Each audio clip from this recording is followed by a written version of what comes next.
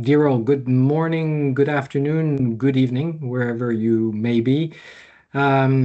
We are going to start the panel in about a minute, waiting for people to transition from maybe the previous panel or other tasks to this panel. So we're going to wait probably a minute or two, and the panel will start. So thank you for your patience.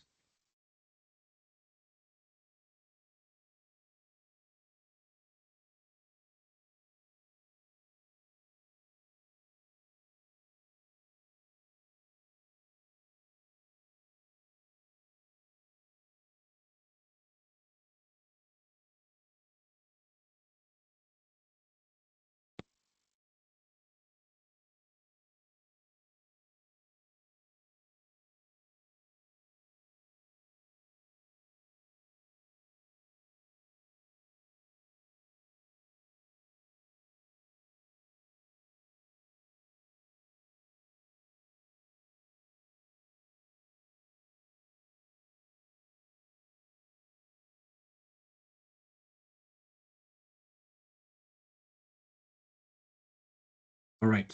Okay. Well, we will start the panel now. So, as I said previously, dear all, good morning, good afternoon, good evening from wherever you may join us. Thank you very much for joining us today on an important conversation on community acceptance and security risk management. So let me start by saying something that you probably all know. The environments in which we collectively work are more complex, interconnected, volatile and more volatile than ever.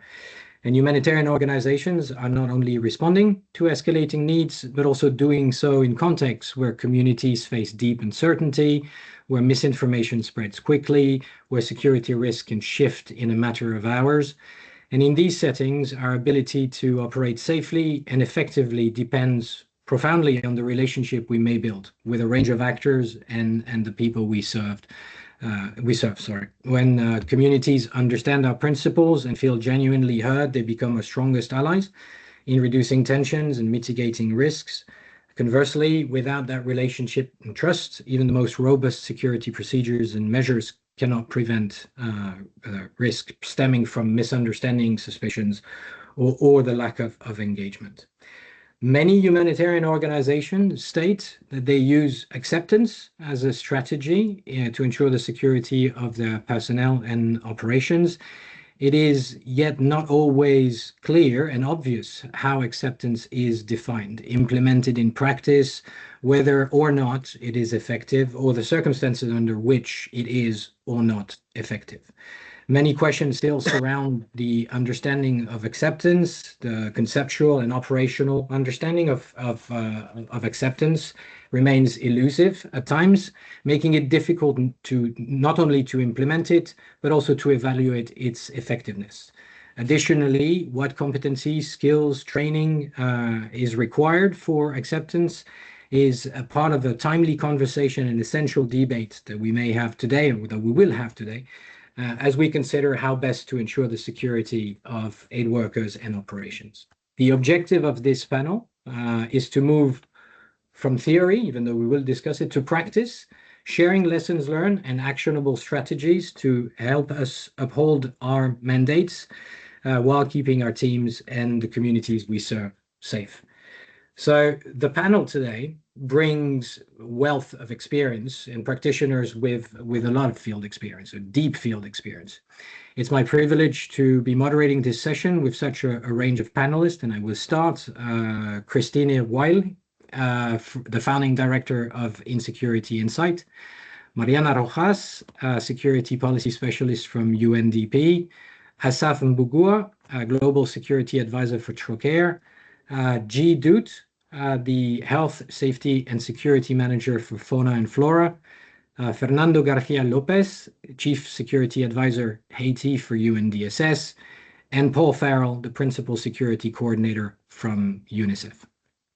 Before we start the panel, I just want to discuss quickly logistics.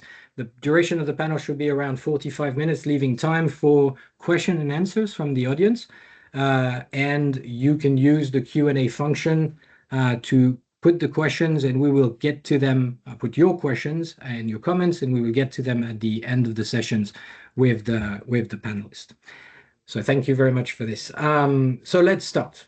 I personally, and I think I've heard acceptance pronounced the first time years ago as part of the security strategies that organizations could use to as a security strategy, sorry, just in general.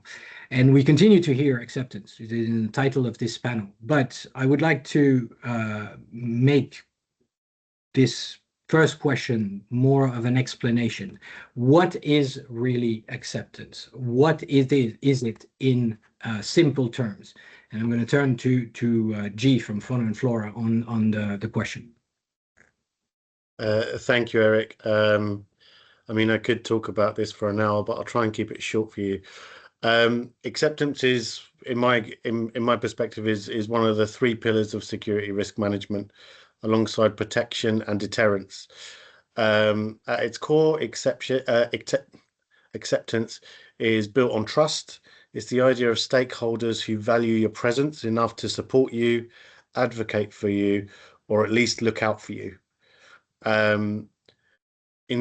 In theory, acceptance suggests that security can be achieved not just through barriers and countermeasures like deterrence and protection, but through relationships. However, this takes time, consistency, meaningful engagement, and in many humanitarian settings, I believe acceptance is often overstated, and sometimes it's even a myth. What I see frequently is not acceptance, it's tolerance. Stakeholders tolerate organizations while services are being delivered, but tolerance is very conditional. It lasts as long as the transaction lasts. When services are disrupted, when projects end, when organizations withdraw, that tolerance disappears very quickly. That's not the same as trust and long-term loyalty built between two stakeholders. In complex environments where stakeholders are fragmented, there's misinformation and disinformation that's prevalent. Armed actors are fluid. Organizations themselves may be short-term or perceived to be transient. Acceptance becomes structurally very difficult to achieve. If either community or the organization think that they are transient, building genuine trust is extremely challenging. Transactional services, such as the ones that we really need to provide that are life-saving, like emergency food distribution or medical aid, meet the immediate needs, but do not necessarily build long-term relationships. Acceptance is more likely to develop in long-term programming, where organizations are seen as part of the social fabric and not as temporary actors. For example, from my experience, many years ago, working on an education program of work with displaced populations who recognized that they were not returning home, which was key. Acceptance was possible because education was viewed as a long-term investment in their children and in the future. Community members were involved in the teaching structures, decision-making. The organization was not simply delivering a service, but contributing to rebuilding a shared future. Similarly, in the conservation sector, conservation organizations will often work and commit to staying in a place for 15 years or longer. When they do this, communities begin to see them as embedded stakeholders. There's longevity, local hiring, shared goals that build trust in ways that short-term interventions cannot. Acceptance, therefore, is possible, but it's fragile, it's time-dependent, it's rooted in mutuality rather than transaction. In many humanitarian contexts, what we describe as acceptance may in reality be tolerance. Recognizing the distinction between those two is critical for designing realistic security strategies. Well, thank you, G, on this. And I think we're going to move, or at least I hope we're going to move towards looking at tolerance and acceptance and how do we build acceptance. So thank you for laying the ground here. now, looking at acceptance in context and reacting or following the statement that G made, we operate in environments with a multitude of actors. You spoke of people we serve, or the communities that are receiving services and assistance. But there are many other actors, and I was just wondering, is there an example where acceptance worked well with one actor and succeeded its goal, and had the opposite effect with another? And Asaf, if you have an example or an experience of this. Thank you so much, Eric. Yes, so there are different contexts, and it's all multi-layered. There are different contexts where you'll have multitude of actors, and as an organization, you have to manage all these actors. So acceptance is the main strategy, which is mostly used in most of these fragile and conflict-affected states. There was an organization that was working in the Horn of Africa, one of the countries that we are in, and they were planning on cash assistance program. So the organization had been operating in the context for a long period, and they had generally good acceptance from the communities. So the area itself was experiencing inter-community conflict, and the organization approach was to start the cash assistance program with the community that was closest to them, right? And then they could conduct the targeting for the cash assistance and then go on to the next community. The other community that was in the same context saw this as a deliberate support to one side. And of course, this showed that there was a lack of neutrality, especially for that organization. The tension increased so much that it led to an attack on that organization premise.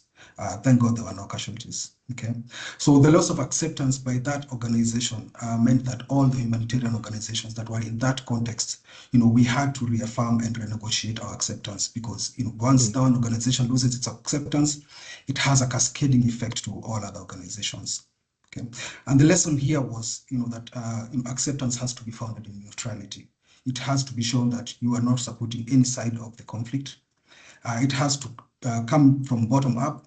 The solutions has to come up from the communities, and it must involve every party. So this is a negotiated activity that has to be agreed upon before you're starting. And this just helps in reducing perception. Again, it's not about the intention of the organization, it's mostly about how the community perceives it. So once a green light is given, then the parties can start implementation of the activity. So another lesson we learned is that there should be no plan that should start without involving the community. The ownership of the project should be taken by the communities, and in that you share the risks. In case anything goes wrong, then it's a lose and lose situation. So they will support in that. For acceptance to work, the approach should show community ownership, and there should be transparent communication. So it is a continuous process, and I think from that experience, the organization were able to go back to the drawing board, reconfirm and reaffirm their commitment to the communities, both the communities, and they were able to implement the projects. So as I finish, the biggest takeaway point was that it's not about really the intention of an organization when it comes to acceptance. It's usually how the perception of the action program is from the communities, which is something that should be managed. Over to you. And the other point that I take from this is this question of like losing acceptance that you succeeded, and the difficulty of rebuilding it potentially once it's lost. It's just like trust. Once it's gone, it's very complicated and will require renewed efforts in order to get back to the level, if at all possible, that you had before. So thank you for the example, Asaf.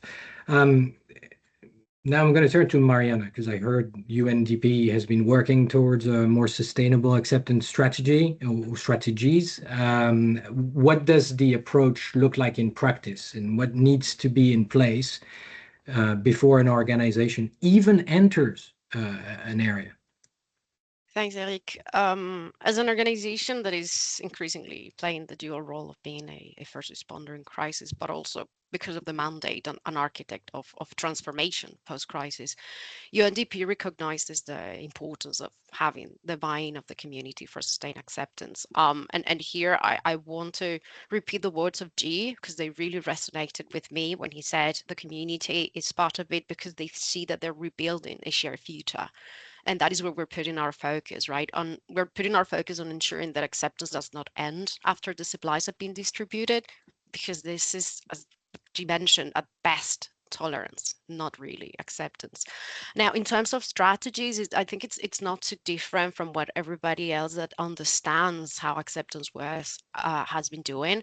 Provisions of goods and services through locally driven initiatives, the establishment of community vetted mechanisms to build trust and legitimacy, and creating that environment before entering an area has allowed us not only to stay, especially in areas where we're new, but also to continue after the crisis, precisely because we have built that trust that allowed us not only to stay as UNDP, but also as UN, as the providers of support for our community.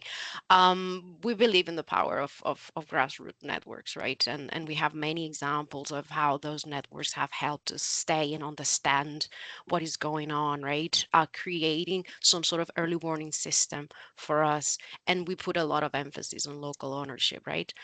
Let me put it like this as a concrete example. When you see that members of a community are ready to hide supplies in their own houses to ensure that they're not looted, or they do not fall into the wrong hands, they're in active fighting, there's where we see acceptance at work.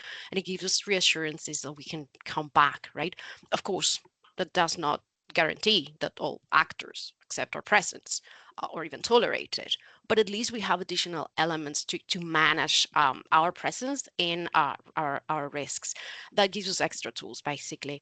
On the question about what needs to be in place before entering an area, it's simple. Do your homework, do your research, right? It is important to know who else is there, what is it that they're doing, because that gives you also an idea of what is accepted by the community, by the different actors, and what is not. Knowing that can help you either make it or break it for everyone else, not only for you. So having that understanding, and I think one challenge that I observed when I was in the field was precisely that many of us would arrive with different ideas without really knowing what people expected, what communities and even other actors expected and needed, right? So do your homework, try to understand what is it that is required, but also what else has not worked, because there is probably someone that was there before you. That can really help us build that trust and have the buy-in from the communities, that we are not seen as just another distributor of supplies. Over to you, Eric. Yeah, thank you, Mariana. And then I'm going to now turn as well to another example. We look at acceptance by all aspects of the community, including non-state actors. And when I mean non-state actors, it may be non-state armed groups. So not only the communities, maybe the state, but all other actors within a community. So so far we've touched on maybe the beneficiaries, if I want to use this term, people we serve and people we receive, we distribute assistance. But there, in that particular case, I'd like to turn to Fernando in looking at a context like Haiti, where a lot has to be done as well with non-state actors. What practices are used in building trust and getting that acceptance from other actors that were not previously mentioned? Thank you, Eric. Thank you very much. So I would like to frame my intervention in Haiti, but it's not the isolated situation in Haiti. What is happening, it's many high-risk countries. So kidnapping is not, for example, an isolated threat that it's in some countries a recurring feature of the security environment, and definitely this impacts humanitarian operations. In such content of the kidnapping, engagement with non-state actors we agree that it's not theoretical, is directly linked to life-saving outcomes. So more broadly, this is connected on the concept of acceptance. When we speak acceptance, and G was intervening on this, We think, and Mariana also, we think on the concept on communities in the traditional sense. But in those complex environments, non-state armed groups are also part of these ecosystems of influence and control. And whether we engage with them or not, they will shape the humanitarian access and, in the case of kidnappings, the security of the staff. So therefore, building acceptance across all aspects of the community, as you mentioned, not only everybody, including the non-state actors, is not an option. It's, I would say, an operational need. So, but acceptance. She talked about short, medium, long term, and I fully agree. I mean, this is a continuous looking for. And acceptance is not only when a kidnapping occurs or when we are stopping a checkpoint, entering into a territory of non-state armed groups. That acceptance and engagement starts during a crisis. If we are doing this, that means that we are starting negotiation from a deficit of trust. Every interaction, it's an opportunity always to clarify who we are, to reinforce our neutrality, to correct even misperceptions about our mandate. And this is important, and we need to take into consideration every interaction that we could have, any possibility of interaction with all non-state armed actors. So in kidnapping and moving into these events, and communication shapes not only the immediate outcome, but also the long-term security environment. In the way a case is managed, the tone used, how you communicate, the message we transmit, and the narrative that circulates around the case can either preserve future access or jeopardize it, or get acceptance with non-state armed groups. So we can never forget that in areas under the control of non-state armed groups, today's incident becomes a tomorrow precedent. So we need to be focused on that.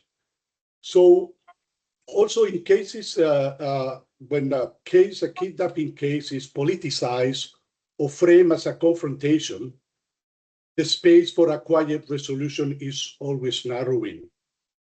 Non-state armed groups, like any other power holder, do not want to appear weak before their constituencies or before other non-state armed groups. For example, in Haiti, when we have several armed groups consolidating different territories and are fighting for territorial control.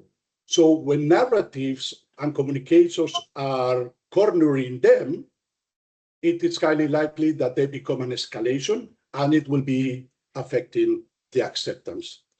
So our good practices always is maintaining a calm and non-accusatory tone, avoiding public humiliation, and always reiterating on the non-negotiable policies, on kidnapping policies, on also neutrality, impartiality in a very consistent manner. Remember that not only the actors, non-state actors often respond not only to the material incentives, but also to perceived respect.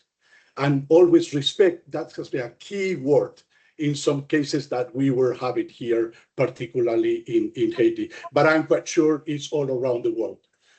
So another thing on acceptance is the management of information, because how you manage the information is also affecting later on the trust. So every engagement with non-state armed groups often depends on an informal dialogue, quiet negotiation, and building trust. All these are the key words we were mentioning before. But there are sensitive details in those interactions that, if are not well managed, and this information is not well managed and are disclosed, definitely will affect the trust, and that can quickly erode, affecting the access and acceptance. So these kind of disclosures that may have or may occur, if not well managed, definitely it will be seen by the non-state armed groups as betrayal, manipulation, or alignment of the organization or a specific agency with ABC of the interest. So always when, always when communicating with non-state armed groups for any security situation, any security incident, we do it consistently and in a respectful manner. Yeah. So I want to turn again into the kidnapping cases, and it's important to understand that after a kidnapping has been solved, I will not say solved, but when it's ending, yeah, it's always for us a windows of opportunity to clarify misunderstandings and reinforce the humanitarian neutrality with the non-state groups. Because if misperceptions remain and any issue has not been addressed and becomes unaddressed, that cycle, this particular incident can be repeated again, but if it's well managed and well handled, the tensions can decrease. So from practice, trust always we use credible interlocutors.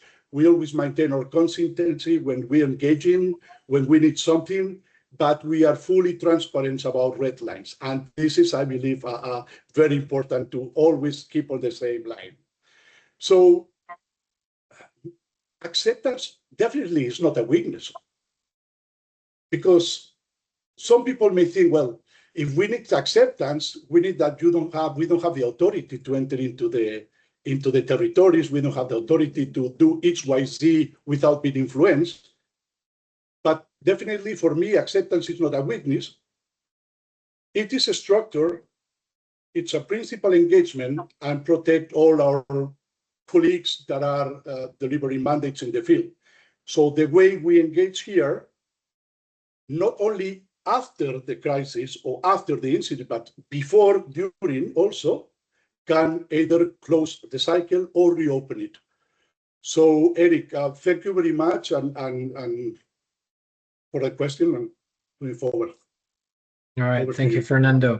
And I imagine Haiti is a context a little bit like the example Asaf gave before on, building acceptance with one actor may actually decrease your acceptance with another one if they have either, I'm going to say, competing priorities, or if one is affecting the well-being of the other. So it's a very difficult balance and strategy to adopt. So thank you very much, Fernando, for the example. I'm going to turn to Paul as an SRM leader and ask the question: what does it mean for how we integrate acceptance into security risk management framework? How do we do that? Thank you so much. Hopefully you can hear me. In transition, I just want to say for Fernando's intervention was really good, and him and I worked together on a case in Haiti that exactly what he said came true. And also, we just had another case in another part of the world where exactly what he said was the case. So, and I also want to remind everyone, next Wednesday, there'll be a whole session on hostage taking. So please, if you're watching and find this interesting, please look it up and join next session next week. To get back to Eric's question, I want to, everyone seems to be doing it, that I think is a good thing, is linking to G's initial intervention, right? And the, about the fragility of acceptance and the link to possible tolerance, right? And I want to go from the general discussion to Fernando's discussion about a context where we have armed criminal gangs to an armed conflict situation, especially maybe an insurgency or asymmetric warfare situation. And I want to give some ideas that people may consider when trying to discuss whether acceptance will work in making decisions about whether our risks are acceptable and whether we can move forward. So the first, and this is for security advisors, decision makers in the UN or in NGOs. The first thing I want to bring up on this issue is in our conflict situation, especially one with asymmetric warfare, there's this concept, which I didn't create, but I found it very helpful, of the community triad. And this community triad is the idea that the community is sitting with its own interests between three other large, powerful players trying to influence them, right? One is the UN trying to get acceptance. The other is the armed forces of the government or international doing hearts and minds, counterinsurgency. And the insurgents or armed groups themselves trying to control the community for their benefit.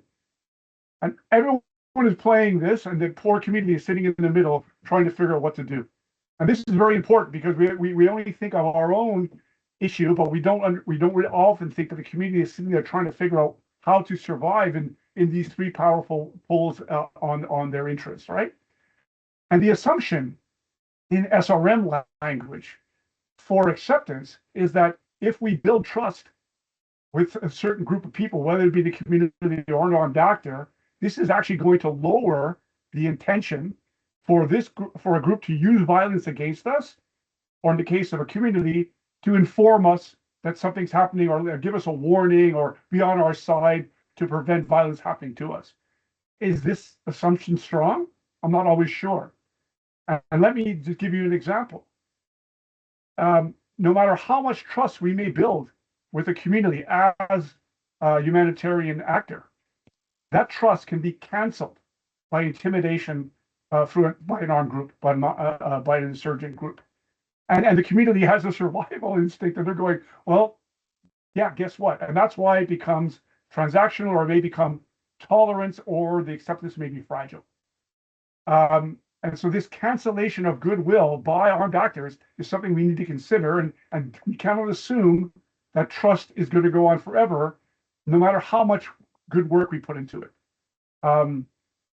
Now, acceptance by the armed group itself is also important. That links to what Fernando is saying, and therefore we have to really watch how those potential trust is developed, and how we can influence and inhibit their actions against us. One very good point, I think, to keep in mind in these contexts is that in general, the targeting decisions of violent actors is rational and local. And so it can be influenced, and it can change, and their interests can be influenced with the right connections and the right interventions. My final point I want to make to consider when it comes to acceptance and SRM, especially for advisors and decision makers, is the idea that how we design some security risk management interventions could have a negative effect on acceptance. We could design a very strong security program that does not build trust with the community. We can walk amongst the community as if we don't trust them and we don't fear them, with armored vehicles, PPE, security everywhere, pointing guns at them. It seems like a good security measure, but it is not going to help with acceptance. And I'm going to come back at the later about this issue of what makes a successful security. But if it doesn't allow for access or acceptance, then it should not be considered a good security. So those, Eric, are some of the SRM-related things I would like to put on the table when we consider acceptance as a way of lowering the likelihood of violence against us in our work. Thank you.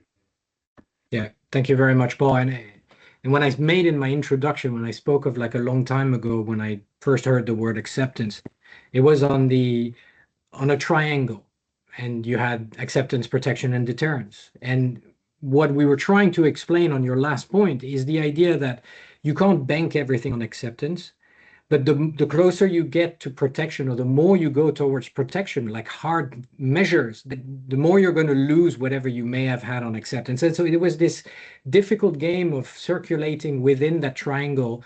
And I'm not even speaking about deterrence, but it was just moving in there and carefully reassessing every time when we were doing, was I investing too much on acceptance and not enough on protection, and where do I need to be? So it's an interesting question and debate as we're discussing acceptance in particular today.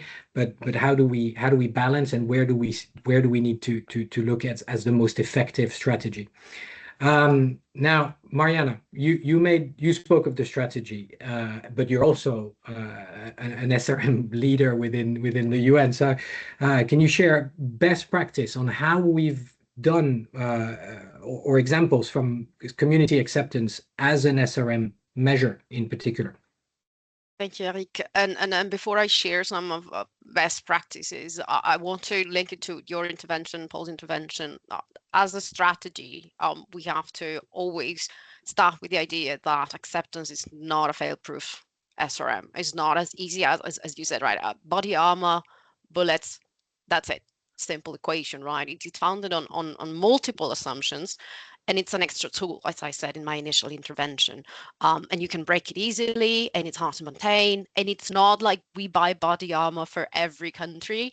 It's not something that you can just copy and paste, because it will depend on what you're doing and the community and culture and so many aspects.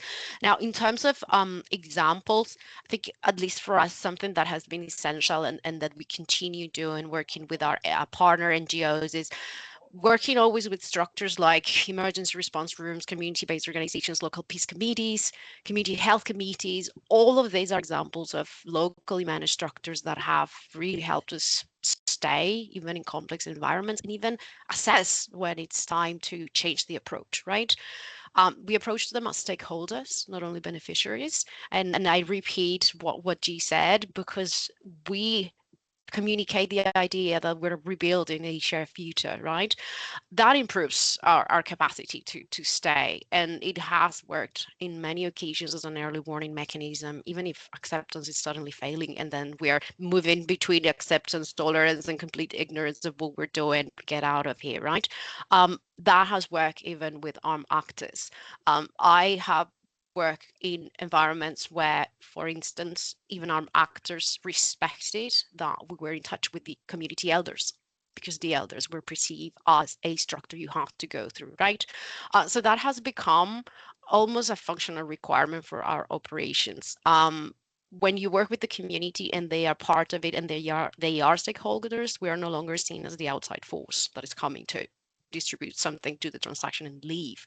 They become a critical aspect to manage risks, especially in conflicts where actors are just not sure who they can trust, right? And we're just the outside force. The other element I would like to mention is aligning interventions directly with community identified urgent needs. Often we come to our MSNA, our multi-sector needs analyses, and we determine what we have to do, and everybody's doing the same. But when you take a second to speak to the community, you realize that maybe the supplies that you're bringing are not really what they need. It's not the urgent need, right?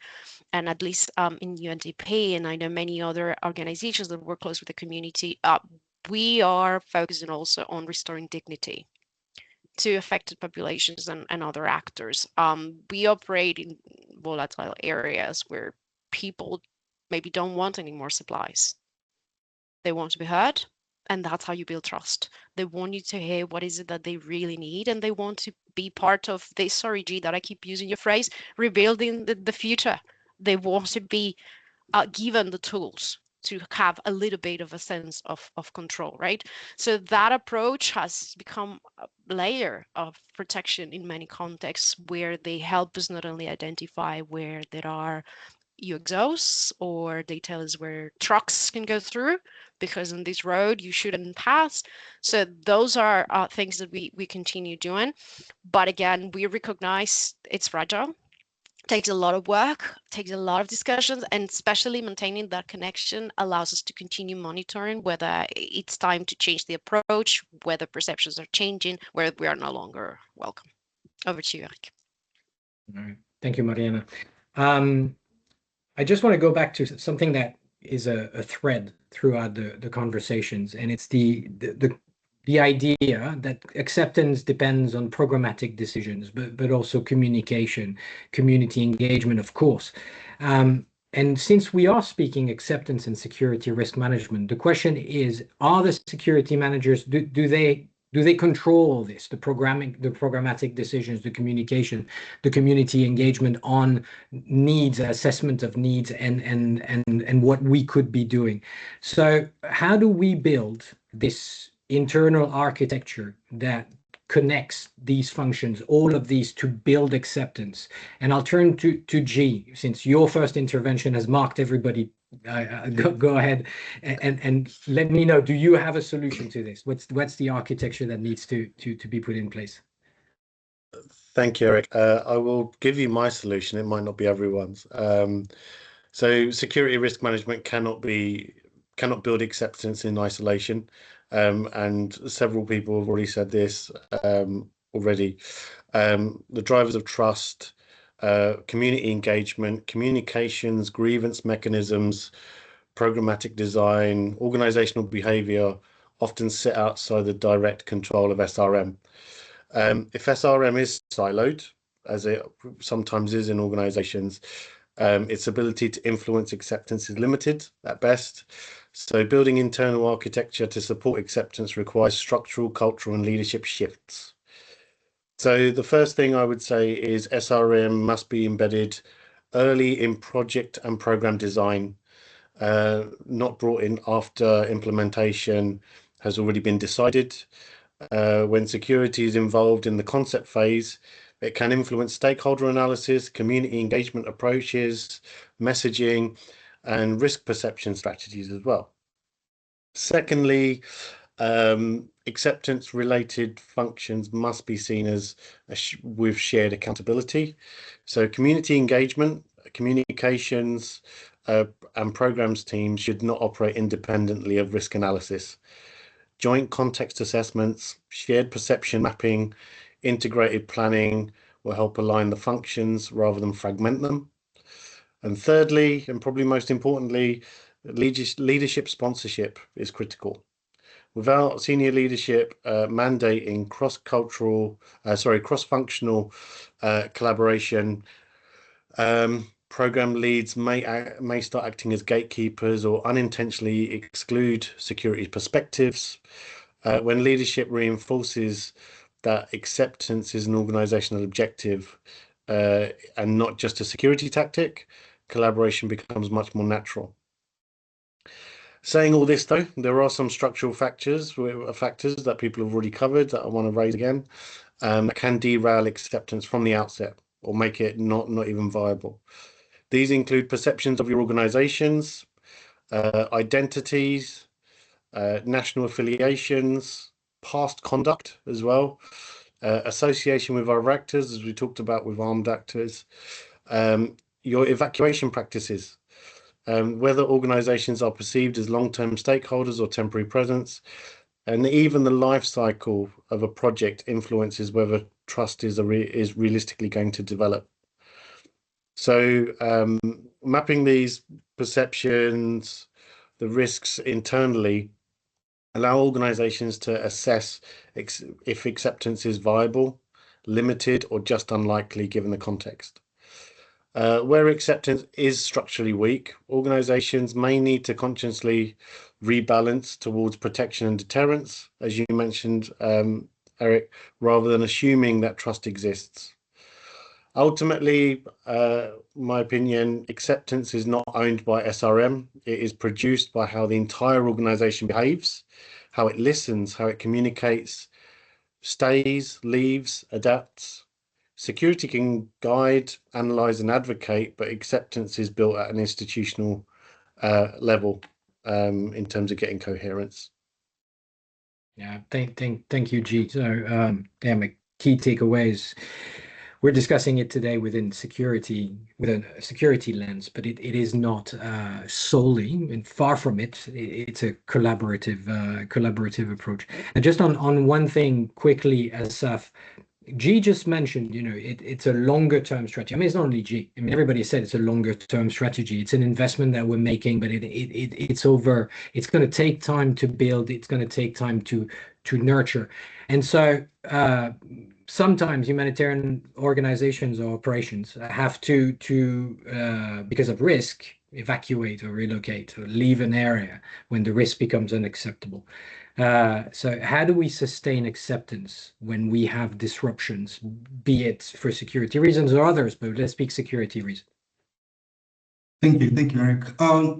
So I'll go back to what Mariana said, and it's about understanding. It's about understanding the context.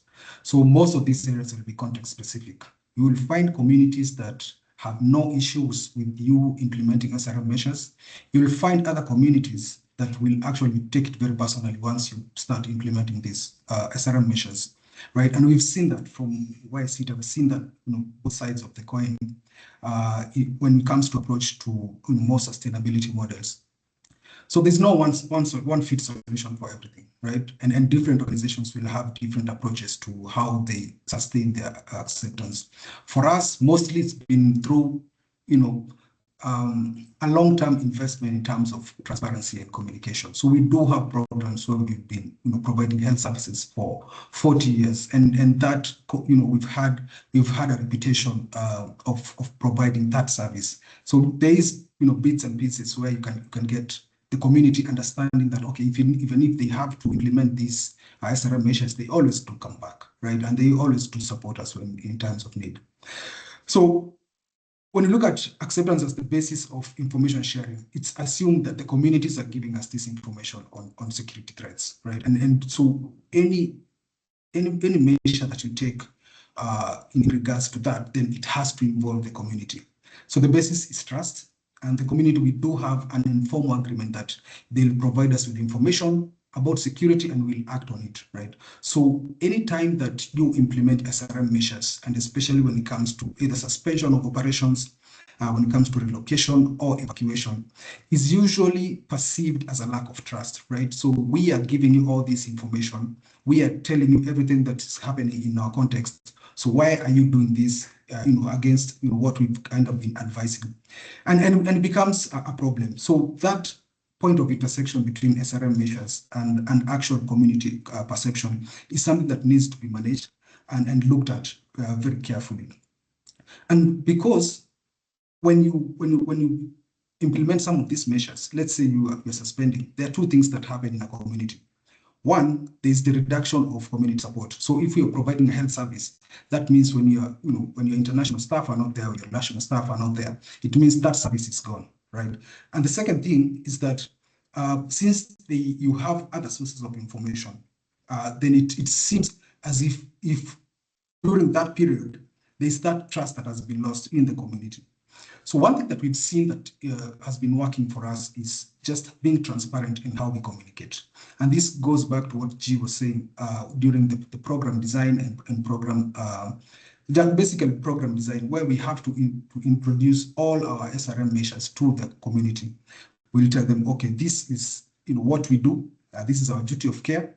These are other sources of information that are not just community sources of information that we'll use in our risk assessment processes. And once they understand that, before taking any SRM measures, it's very important to communicate to the community leaders and agree on these measures. And especially if you're supporting a very important project like a hospital, right? You need to talk with them and tell them, okay, this is what we are going to do. We're taking our staff out for this period of time, and this is how long we're going to monitor the period, and they should be back around this period. So that transparent communication with the community leaders really helps to reduce some of the issues that you'll find later on. And this is, I know contexts are different, and this has shown that sometimes you have to go over and above some of the known processes for you to get the communication out there, depending on the community and depending on what level of acceptance. And again, there is that question of level of acceptance. Is it tolerance or is it acceptance? Then you might need to know how you manage the situation. I know that there are organizations that, when it comes to evacuation, it comes to suspension, they'll, especially relocation and evacuation, they'll say, okay, we're taking our staff out because, they're going for either psychosocial support or any other reason that will not peg it on the actual security because they know the repercussions of that. And it's also important to remember that overall, it's a very difficult situation. And that's because you will still need to come back, right? After that incident is done, you'll still need to deploy your staff back, and they'll still have to work with these communities day by day. So you need to know how to manage the whole situation and make sure that it's a level playing ground for everyone, where you're not giving away too much, but also you're just getting that point of intersection between SRM measures and community perception. Over to you. All right, thank you very much, Asaf. And throughout, you spoke about communication. So I'm going to turn to Christina now. And finish the panel, most probably on the issue of information perception, social media, communication in general. We tend to think of acceptance, and we've spoken here, as like physical engagement, like face-to-face engagement. However, perceptions are increasingly shaped online, sometimes by actors with deliberate agendas. So how is the information environment changing the way acceptance works? Thank you for raising such an important issue, and we probably would need an entire panel to discuss that in full detail. So yeah, I think we think a lot of social media as being the source of disinformation and harmful information, which it very clearly is. There's no question about it. But I think in this context here, we can also think about it as a tool to actually assess the level of acceptance or trust or tolerance, as G put it. And because what we find on social media is that people share their sentiments, and it becomes a way of assessing this. But the social media also has so many challenges for doing our normal acceptance policy as we're used to. And I just want to sort of highlight two particular aspects. The first is neutrality, because this is how aid agencies think of themselves. Yet social media means that you simultaneously communicate with all your stakeholders, the armed actors, the communities, the governments, the donors. Everyone can see it. And it's no longer possible to frame your message just for one particular stakeholder. And that's challenging for aid agencies. And then the other issue that comes with this is that that when you that people can sort of read these messages at the same time, but also when aid agencies want to be neutral, they very often choose silence. And that means that social media is left to others to define what the aid sector actually is. And that then that's I think where social media becomes the source of distrust in the aid sector in particular. And then the final point is, I think the way we've also talked about, and I think Mariana mentioned it many times, the need to build trust at a community level. And that's also where it becomes increasingly challenging to think about social media, because there is an increasing intersection between the grassroots and social media, because certain members of the grassroots communities are also engaging on social media, while others don't necessarily do it. And that then becomes also a very complex environment to manage, and also to understand whose opinions expressed on social media actually matter, in the sense they're just nonsense everyone ignores. Where do they go within creating a threat, because they may be creating an environment where people lose trust and might attack? And most importantly, where is it linked to people in power who might use that? And when is it that we're just having it as a tool to communicate? And that's the final one. Social media is interactive. So it's a tool to understand sentiment, but it's also one to be present and to all stakeholders at the same time. And that just makes it so challenging. And this is why the information environment we're in at the moment is really throwing new complexities at the whole concept of acceptance. And just to continue with you, Christina, do you have an example on what we discussed with Asaf before, like a security incident, an SRM measure, a disruption of some sort of the engagement with a community that played out on social media and had an effect on trust and access? Do we have an example of this? Yeah, there are plenty of examples. So perhaps I just share two. One was where an aid agency health post was looted and an ultrasound machine was stolen, and the image of that stolen machine was posted online by the armed group who had taken it. Now, there was no real disinformation around that, but people saw this, and what they lacked was the information that this was looted rather than donated. And the conversation that followed this image was, oh, see, the aid agencies are here to supply the armed actors while we as a community don't get anything. And that really contributed to a lot of loss of trust, because this story was out there.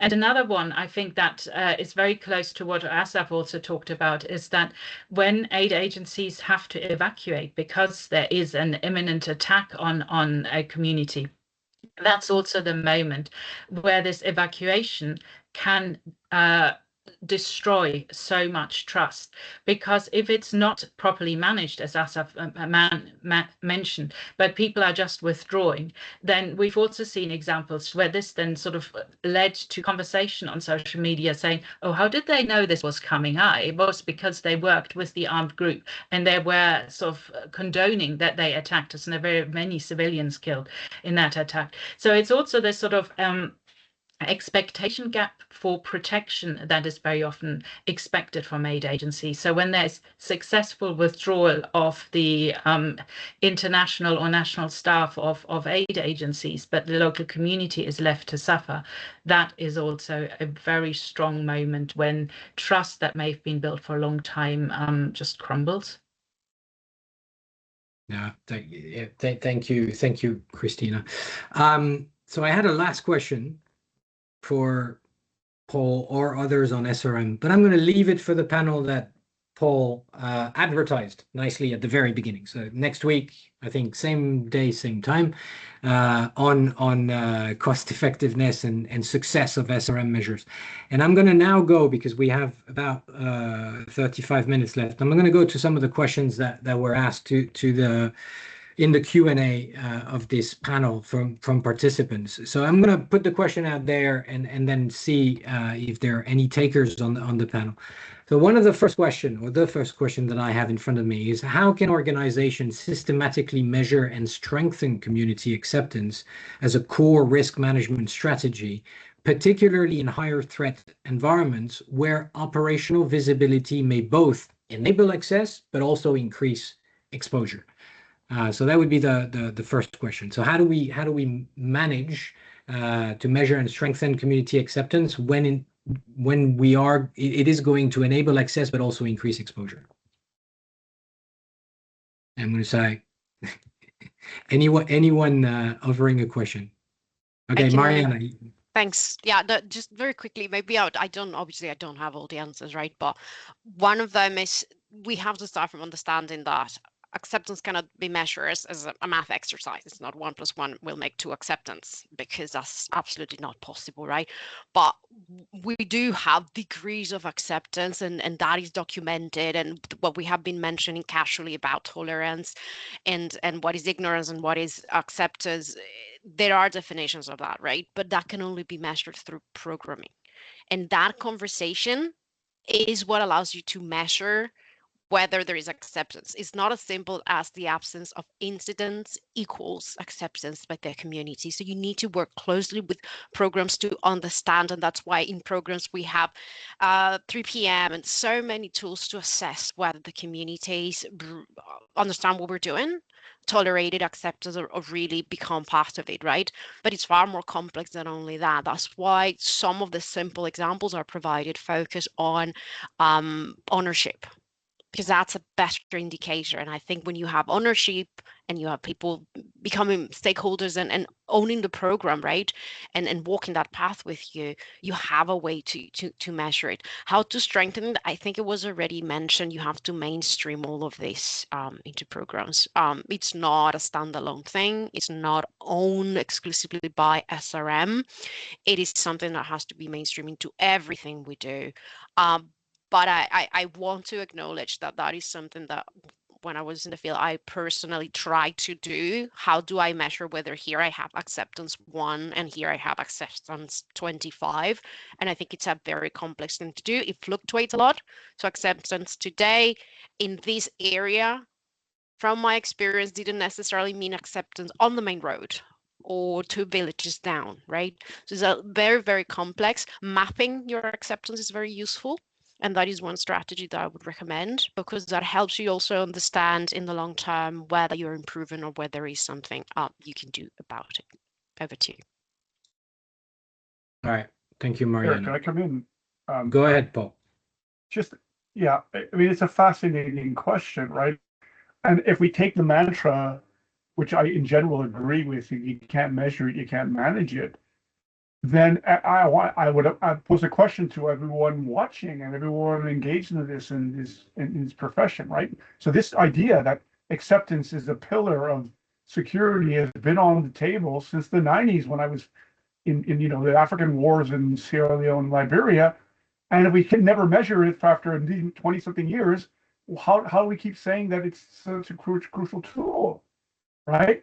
And so therefore, I think, despite the fact that it is difficult to do, I think that's the challenge now that I would put out, not as a security person, but to support decision making.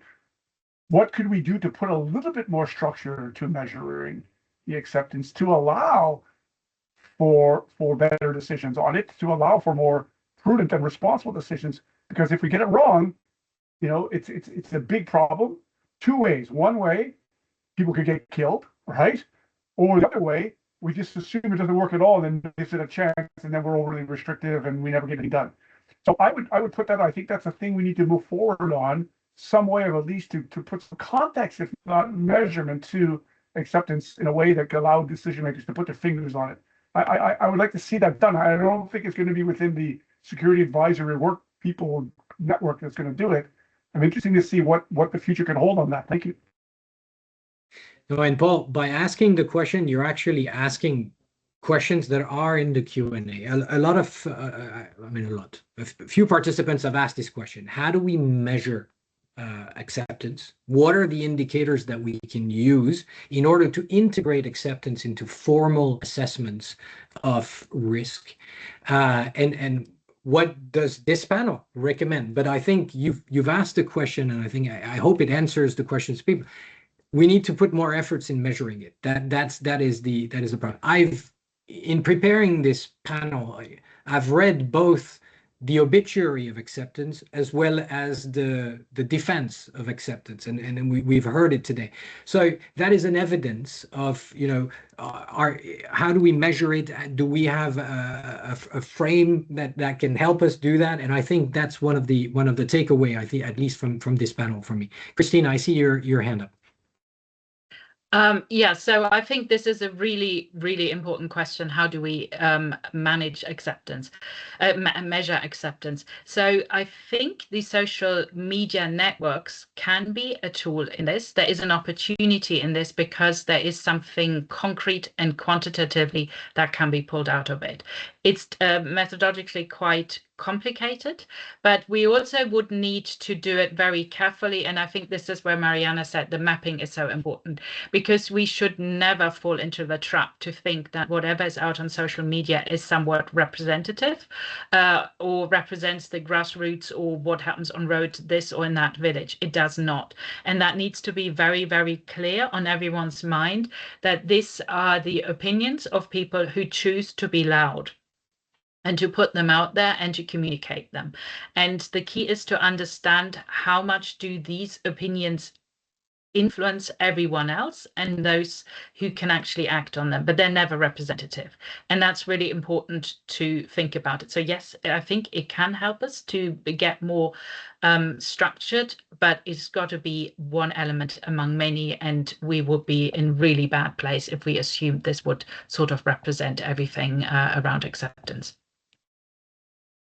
I agreed that it's not 100, it's not foolproof or 100%, but I mean, I can take from my experience in the Democratic Republic of Congo, and when there were situations, it was one of the first things that I would do at my own level, and it's not at all structured, is some sort of social media monitoring and trying to understand what was happening in the community with various ways of searching and trying to understand whether the few communicating would have an impact, and we had a fair amount of dissatisfaction or concerns that were raised, and sometimes in a way that was creating incidents. But I tried to do that, and I tried to work with colleagues on information management and communication to try to get this pulse, this temperature on media. But that was one type of indicators, and there are others. So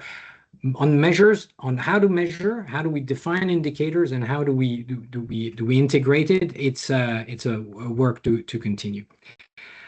Eric, can I just quickly add in?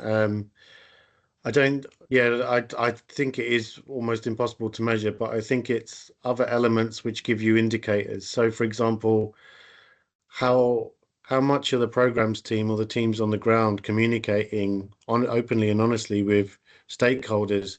How much are they openly and honestly feeding back stuff? And I think it's it's not necessarily a measurement, but if you can engage through the teams that are on the ground there, because often it's not the SRM function that's having the daily engagement with the stakeholders, it's the programs teams. If they can feed back and say, you know, we're getting good feedback, or we talk to these people on a daily basis and they're providing us with information. But sometimes it's just about the results. You know, I was working on a project in Afghanistan and with a community, and you know, the proof to me was that the community phoned us up when we were scheduled to come in. They said, don't, because the Taliban are here. So come tomorrow because they'll move on. And they actually stopped us mid-route to on our way to this community. And it would have caused a lot of problems for the staff that would have turned up there. So it's these, you know, ultimately what was the outcome? It was a phone call, but it saved people's lives. And that was through acceptance because of the programming and the work that was done with the community. So I would say, again, it comes down to those indicators within the programming of the work. It doesn't necessarily sit on the SRM function to work out the measures on this. Eric, I want to add one other thing now to this. Chief, this is to get back to my last point, right, that I made during my intervention. If we can't get the information, if we can't engage with the community, at least get the indicators, that would be a terrible situation. And what would be one cause of not having that engagement? Bad SRM, right? Overly restrictive, in-armored vehicles, PPE. I mean, you're never going to know that there's acceptance if you can't interact with the community. And when I was in Gaza just a few months ago, I didn't know like for sure, but I knew from interacting with people. Had I not been interacting, I never would have known. So you got to get out and interact with people. You cannot be in a bubble. It's incumbent on the advisors and decision makers who design security strategies and tactics to be clear that the goal is not to only just to make sure nothing happens. It has to be to allow us to interact so we can get this information to figure out whether it's working or not.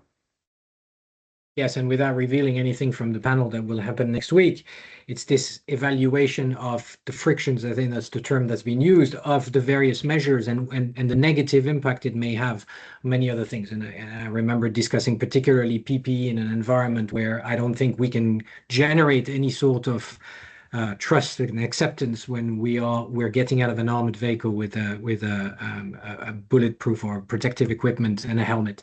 So it is the finite. And I would say, going back to a previous career, it was exactly the same question in armed forces about how do you get the hearts and minds, what you were telling Paul before.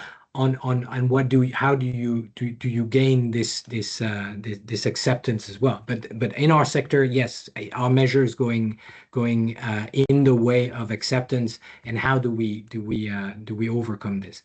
One other question, which I think is also maybe potentially coming as the answer will probably be a takeaway.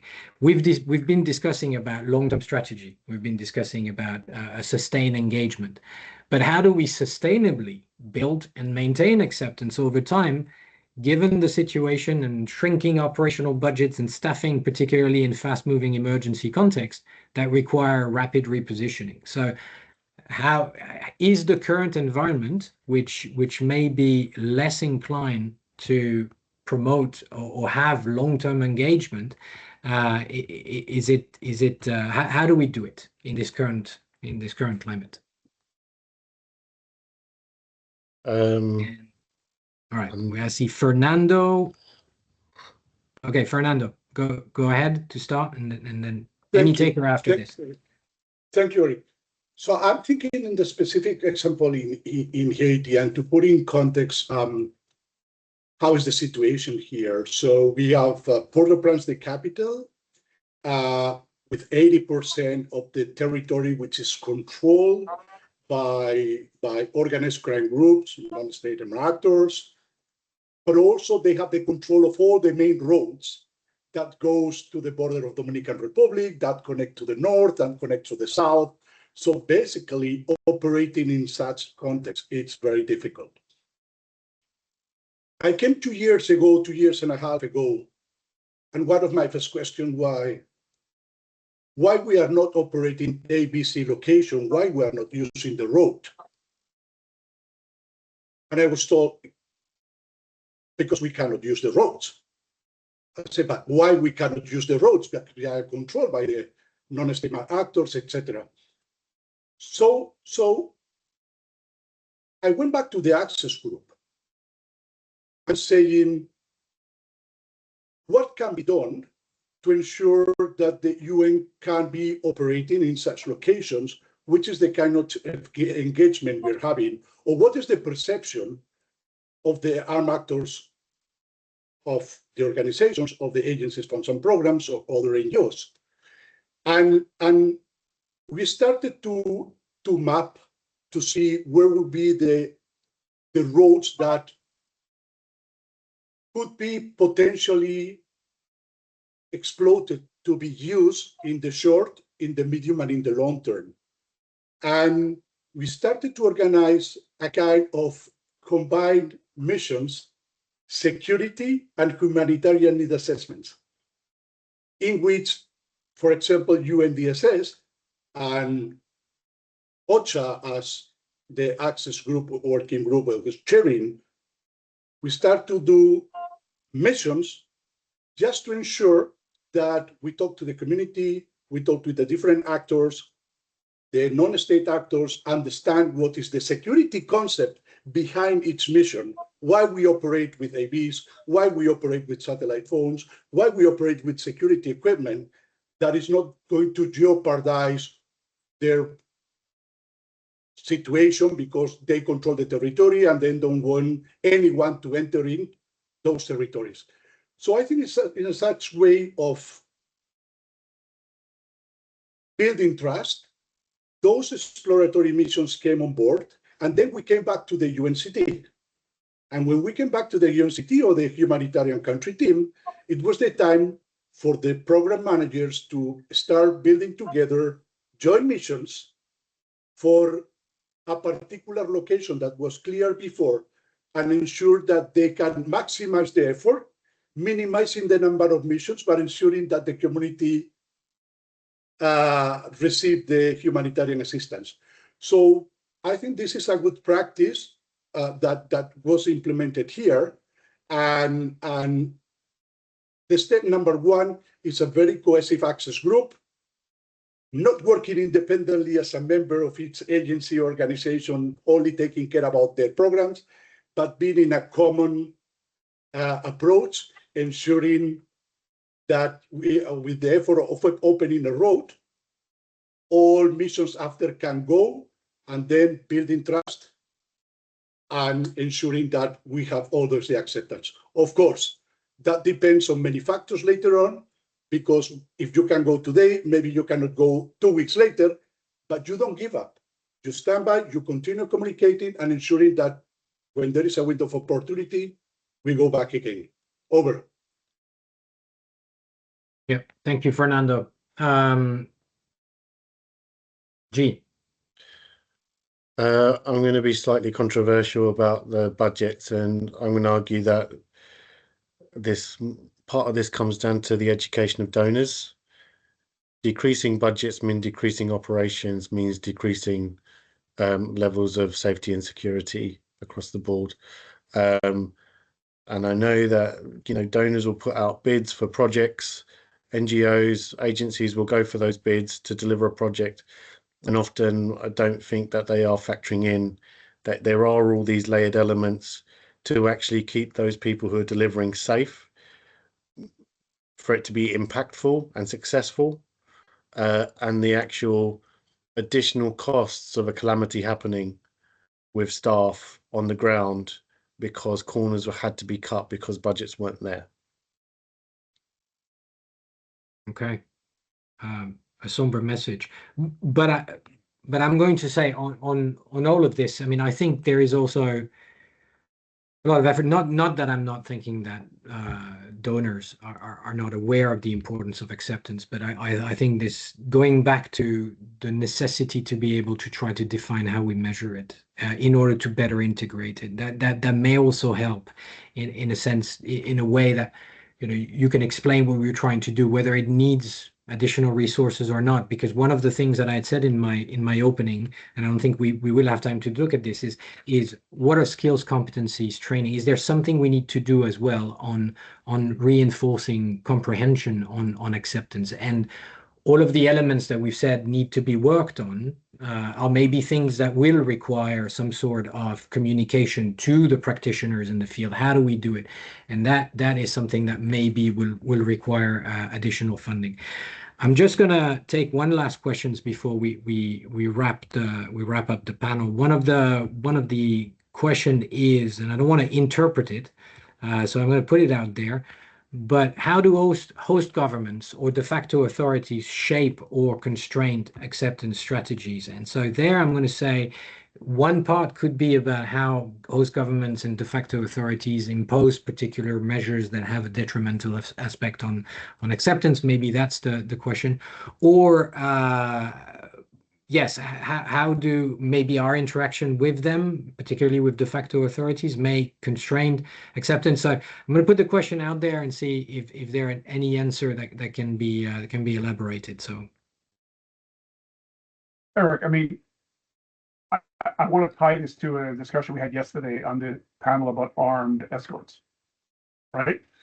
So I'm not necessarily, I don't want to address how. Obviously, anyone with authority and control can intervene. So that's the how, right? The question is the why, right? And my first point that I made yesterday, I think it was yesterday, that's a long week, was that if we don't have clear communication, we end up just assuming positions between different actors and not getting below it to interests, right?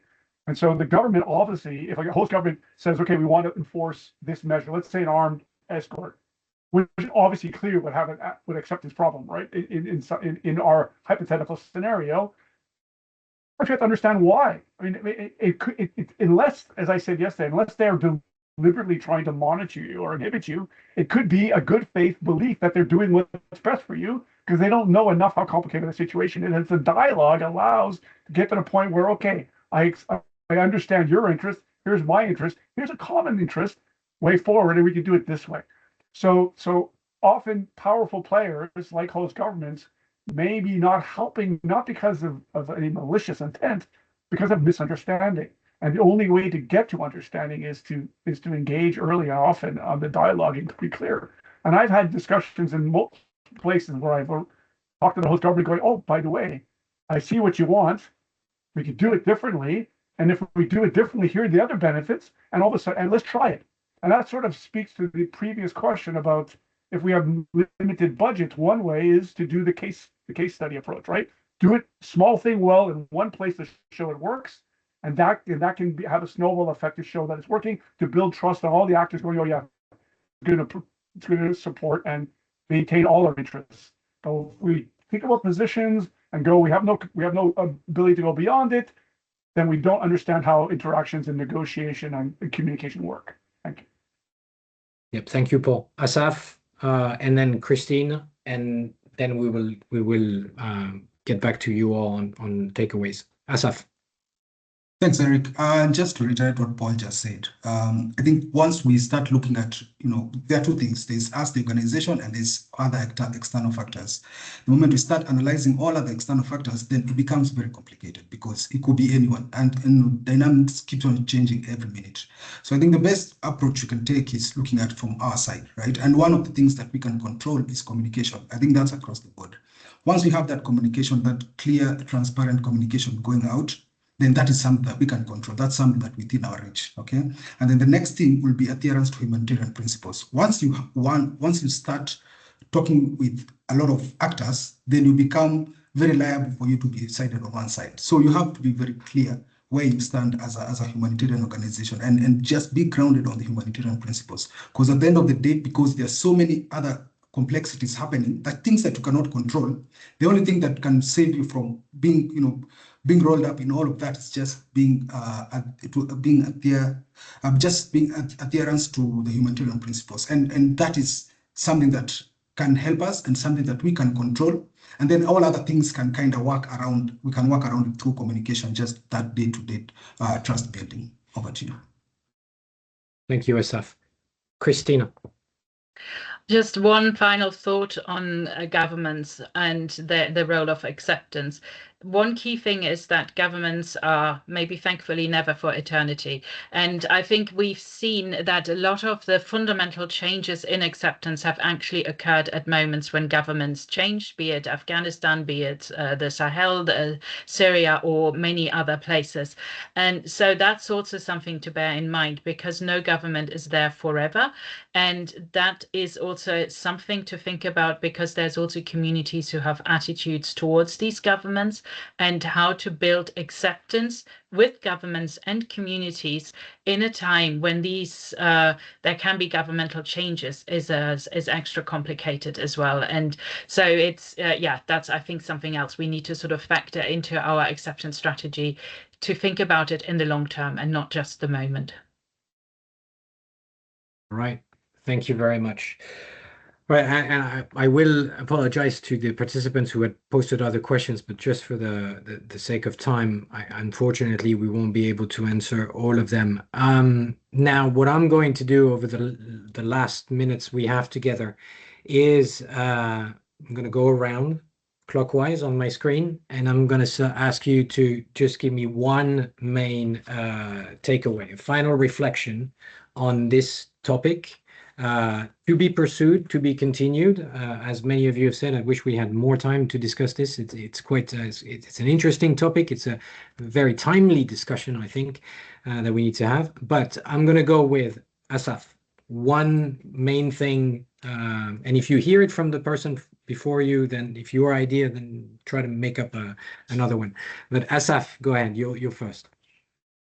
Thanks, Eric. I think a final reflection for me would be acceptance is not given, right? It's earned. It's dynamic. It's not static. So it's a day-to-day understanding of the context. It's the day-to-day communication.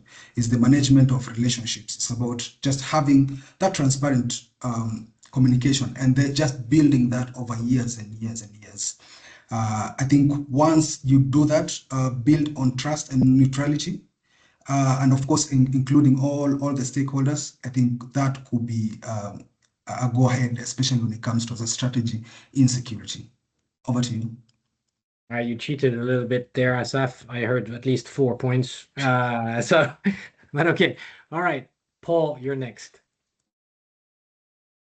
I would say my final thoughts are that clearly acceptance is not a sufficient condition for all staff security, but it is a necessary condition. And therefore, and maybe we don't know how to measure it, but we know when it's not there, right? And I would say that there's very, very, very rare situations in human interactions where we can help someone if they don't accept the help. So let's not pretend that we can force these things. I mean, the only thing I can think of is going under anesthesia and getting the operation because that's the best thing for me. Otherwise, my acceptance, I mean, I need to accept to go under anesthesia in the first place, right? So every time we help people, they have to accept it. It's not sufficient, but it is necessary to the work we're doing in our work. Thank you. All right. Thank you, Paul. G? I think I might cheat here and do an Asaf and say two. The first one is be honest. Is it acceptance? Is it tolerance? Have you already lost the battle for acceptance because of everything that's come before you? And so you need to be honest about that and sort out your SRM measures. And the second part is be involved at the ground level of projects, because you will give insight. SRM will give insight into things that program teams may not be looking at because it's so driven by the objective of the mission. All right. Thank you, G. Christina? Okay, I'm lucky that I'm not the last here. So I would say acceptance is not the same for each stakeholder.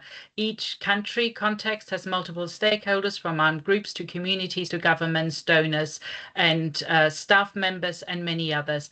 And what is acceptable for one may not be acceptable to the other. So the challenge around acceptance is, how do you build acceptance with multiple stakeholders where the ideas of what they want from you may actually be contradictory? All right, thank you. Fernando. Well, everything is getting more difficult. Okay, but if I take away is seeking acceptance, it's a continuous process. Nothing is granted. Security situations in determined countries or high-risk countries can shift immediately, can change immediately, can affect the acceptance, and building trust, communication, it's necessarily at all levels to ensure that we can go, the community can trust us, and all the efforts that we put in place at the security level, in the SRM process, and at the programmatic level. All right. And then last but not least, Mariana. Thanks. Then I'll go with very simple things. Do your homework before, during, and after, and talk to people to understand their needs, including the need of some actors to be respected, because that's also a need that you can meet to talking to them, and that will also shape what you're going to do to improve your acceptance. Over to you, Eric. All right. So I think for me, what I've heard today is, and trying to summarize all this, it's a continuous effort. It is not, it's not a given. And what you know today, or what people assess today as acceptance, whatever way they measure it, changes rapidly based on, as you said, Christina, actors' interests, perceptions. So it is as security is. It is a continuous effort to ensure that whatever is done is put back on the table, and that it is a longer term engagement, a longer term strategy, which unfortunately is challenging in the current context of shorter projects and rapidly evolving situations requiring reprioritization or prioritization within country operations. And then this continuous efforts as well of communication on humanitarian principles, on what we are doing, on why we're doing it, engaging with communities from the inception of program design all the way through a program cycle, are the key elements, I would say, or some recipe ingredients to building acceptance. So I would like to thank all of you on the panel for coming and having this discussion. Definitely one that could be in HNP 2027, HNPW, sorry, 2027, maybe, redux. And I would like to thank you all for your attendance, your questions, and again, apologies for not having been able to answer all of them. And I will invite you to go through the program if you haven't done so. There are many other panels, and I can only speak for the one on which Paul and I will be next week, where I think for some questions that were about how do we measure, how do we get indicators, you may get some information, but on SRM measures this time, not on the concept of acceptance. So again, thank you, Mariana, thank you, Christina, Fernando, G, Asaf, Paul, and have a good afternoon, evening, wherever you may be. Thank you very much.